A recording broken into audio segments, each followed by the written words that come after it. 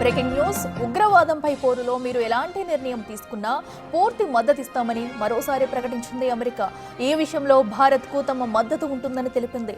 కశ్మీర్ ఉగ్రదాడిపై మాట్లాడేందుకు భారత రక్షణ మంత్రి రాజ్నాథ్ సింగ్కు ఫోన్ చేశారు US defence secretary Pete Hegseth. అయితే ఈ సందర్భంగా ఆయన ఉగ్రదాడిని ఖండించారు. మృతులకు ప్రగాఢ సానుభూతి తెలియజేశారు.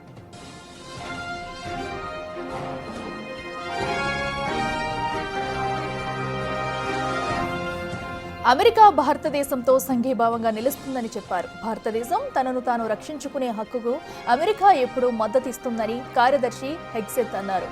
ఉగ్రవాదంపై భారతదేశం చేస్తున్న పోరాటంలో అమెరికా సంపూర్ణ మద్దతు ఇస్తుందన్నారు.